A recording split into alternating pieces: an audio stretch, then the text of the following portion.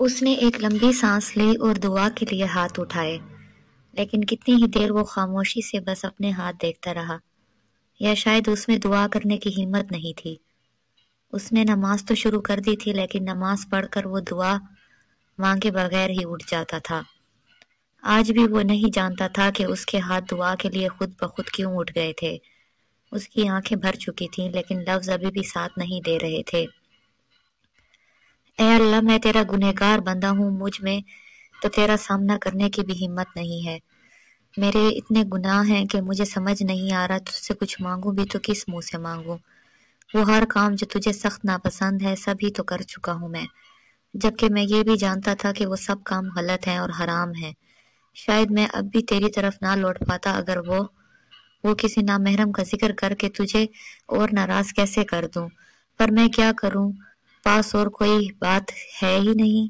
میری زندگی تو اسی پہ شروع ہوتی ہے اور اسی پہ ختم، اور اب مجھے لگ رہا ہے میں ختم ہو رہا ہوں آہستہ آہستہ۔ بس اس نامحرم کو محرم بنانا چاہتا ہوں جس نے مجھے تیری راہ دکھائی، جس کے میں جانتا ہوں تو نے نیک عورتوں کے لیے نیک مرد اور نیک مردوں کے لیے نیک عورتیں رکھی ہیں۔ میں پھر بھی تجھے محرم بنانے کے لیے ایک نیک عورت کو مانگتا ہوں۔ میں جانتا ہوں میں اچھا آدمی نہیں ہوں، لیکن میں بدکار بھی نہیں ہوں۔ لاکھوں برائیاں کی ہیں میں نے، لیکن کردار آج بھی پاک ہے۔ یا اللہ، یہ تو جانتا ہے نا، میں اپنی محبت کو حلال کرنا چاہتا ہوں، جبکہ میں جانتا ہوں کہ آج وہ فرحان کے نام کی انگوٹھی پہن لے گی۔ ساری امیدیں ختم ہو گئی ہیں میرے سوائے تیرے، تجھ سے لگائی گئی امید میرا آخری سہارا ہے۔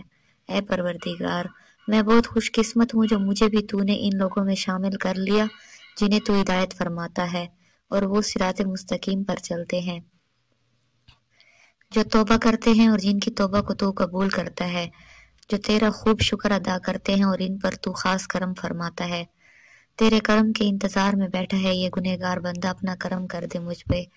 جس کی محبت نے مجھے تیرا رستہ دکھایا اسے میرا محرم بنا دے، یا اسے میرے دل و دماغ سے نکال دے۔ میں اور برداشت نہیں کر سکتا ہوں، میں اسے کسی اور کے ساتھ کیسے دیکھوں گا۔ مجھے تجھ پر پورا یقین ہے، پر کیا کروں، مجھے صبر نہیں آ رہا۔ فرحان چلا گیا ہے اسے نکاح کرنے اور وہ کر لے گا اس سے نکاح، جانتا ہوں۔ شاید میں بدکار ہی ہوں جو وہ مجھے نہیں مل پائی۔ وہ منہ پر ہاتھ پھیرتے ہوئے اٹھ گیا، اس کا چہرہ آنسوؤں سے بھر چکا تھا۔ اس نے جانماز اٹھایا اور اسے بیڈ پر رکھا اور سائڈ ٹیبل سے ایک گاڑی کی چابیاں اٹھائی اور کمرے سے نکل گیا۔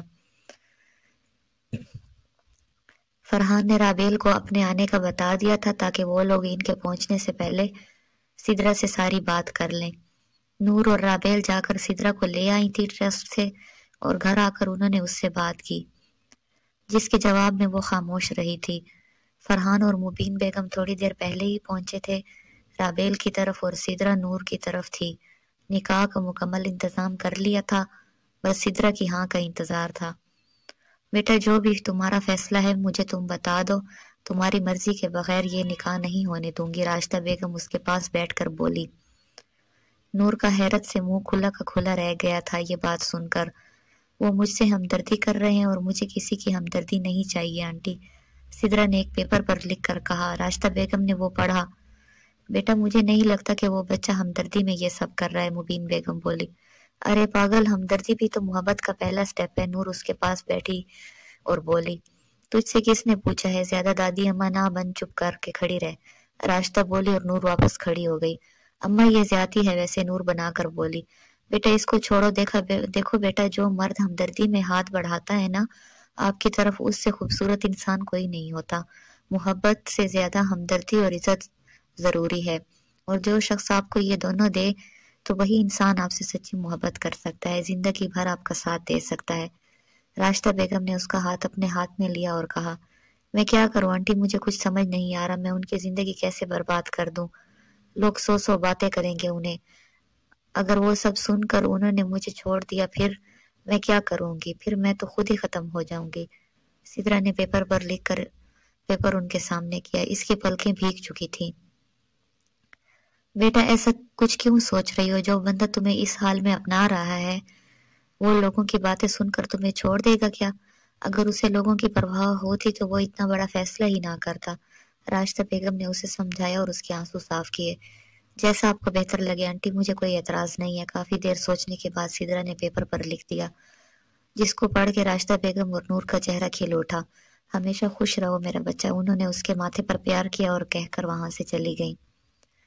سدرا، میں بہت بہت بہت زیادہ خوش ہوں تمہارے لیے، اللہ ہر بری بلا سے بچا کے رکھے، آمین۔ نور نے خوشی سے اسے بیڈ سے اٹھایا اور گول گول گھمانے لگی، اس کے گلے لگ کر بولی، سدرا، سہیل ولد سہیل خان، آپ کا نکاح فرحان رانا ولد اشفاق رانا سے کیا جا رہا ہے، کیا آپ کو قبول ہے؟ مولوی صاحب نے نکاح کے کلمات دہرائے۔ 1 منٹ کے لیے وہ بہت دور جا چکی تھی، جہاں اس کے بابا تھے، اس کی اماں تھی، جن کو بہت شوق تھا اپنی بیٹی کی شادی کا۔ سدرا بیٹا، تم ہماری شہزادی، اور دیکھ لینا تمہیں ایک دن ایک شہزادہ شان سے لینے آئے گا۔ ایک دم سے سارا منظر اس کی آنکھوں سے چلا گیا، اور وہ منظر سامنے آیا جب راجا نے اس کے ماں باپ کو بے دردی سے مارا تھا، ایک ہنستا کھیلتا گھر برباد کر دیا تھا۔ اسے لگا یہ وہاں ہی مر جائے گی، مگر وہ تو جیتی رہی۔ بیٹا، مولوی صاحب کچھ پوچھ رہے ہیں، پاس بیٹھی فاریہ بیگم نے اسے پیار سے کہا، تو وہ اپنی سوچ سے باہر آئی۔ تب تک اس کا چہرہ پورا بھیگ چکا تھا۔ قبول ہے، اس نے دل سے کہا اور گردن ہلا دی۔ سدرا، سہیل ولد سہیل خان، آپ کا نکاح فرحان رانا ولد اشفاق رانا سے کیا جا رہا ہے، کیا آپ کو قبول ہے؟ مولوی صاحب نے پھر نکاح کے کلمات دہرائے۔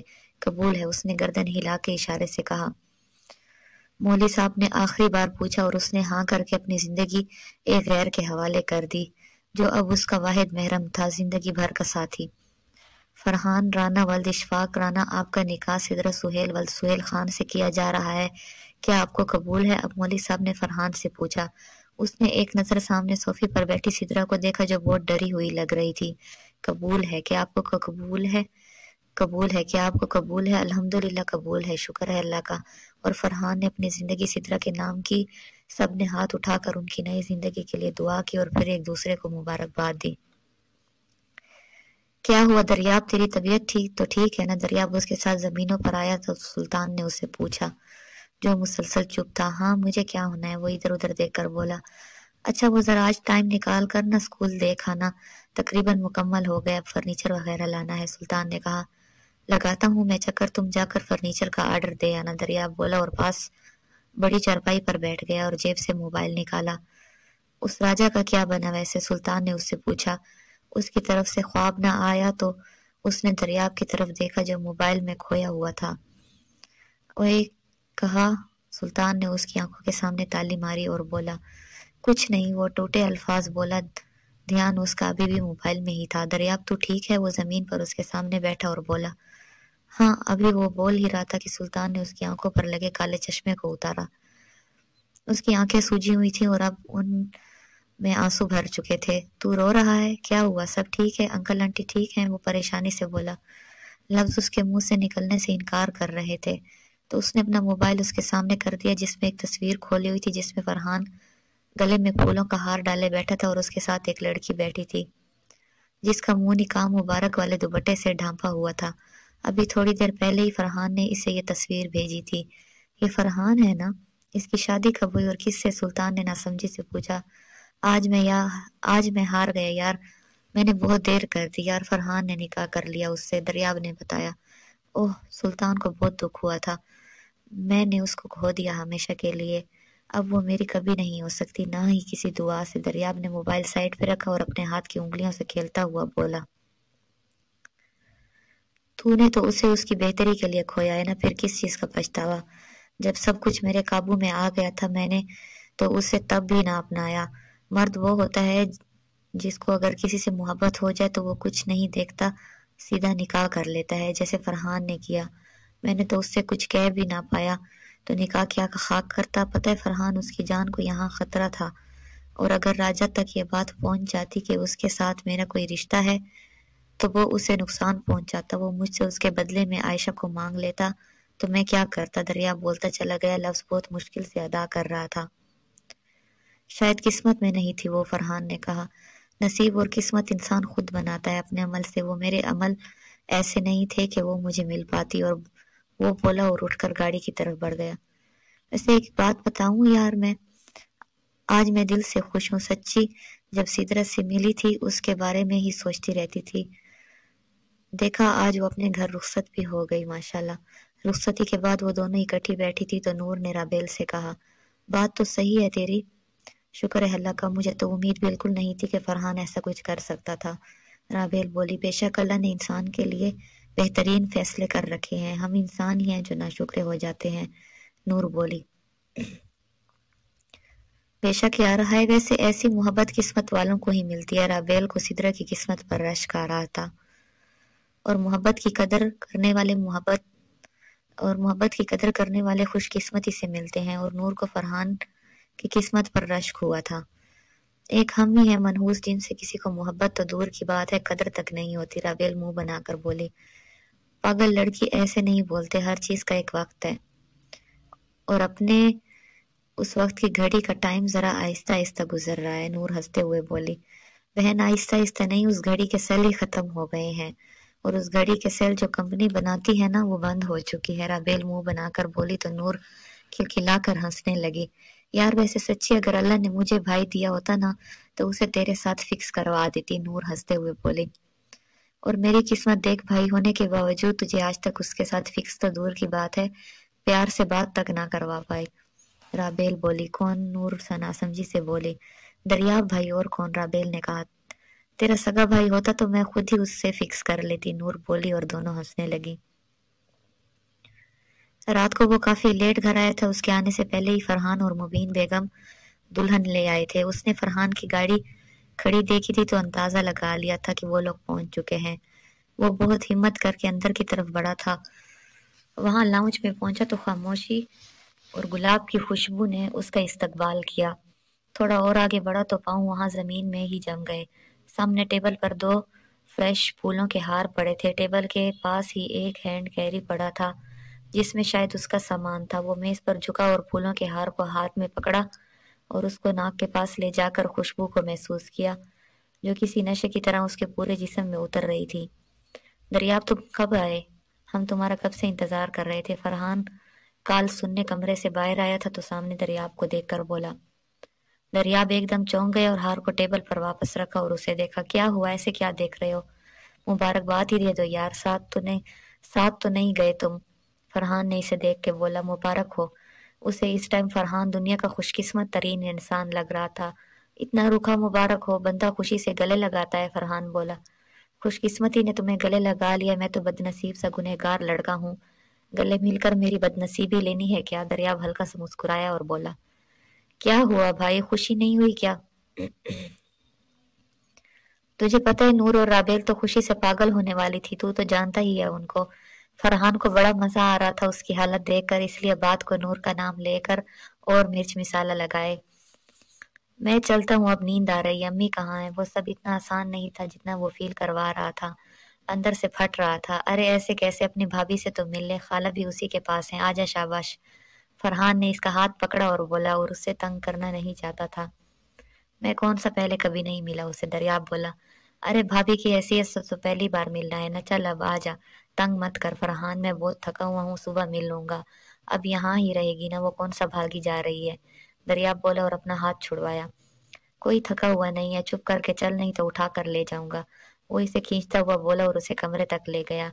कमरे में दाखिल होती उसने नजरें झुका ली क्योंकि वो जानता था कि वो कमरे में जब अकेली होती है तो सर पर दुपट्टा नहीं होता। मिलो भी अपनी भाभी से। और सीधा, अब इस गब्बर को तो जानती ही होगी। फरहान आगे बढ़ा और बोला। हैरत और शौक से दरियाब की नजरें सिदरा की जानिब उठी। सिदरा, वो नासमझी से बोला, तुझे इसका नाम भी नहीं याद क्या? चल कोई नहीं, अब तो भाभी अब याद रहेगा। फरहान मुस्कुरा कर बोला, तुमने इससे शादी की है? वो शौक से बाहर ही नहीं आ रहा था। जाहिर है जिससे शादी करूंगा उसी को लेकर आऊंगा। फरहान ने कहा, लेकिन तुम तो इस्लामाबाद गए थे शादी के लिए।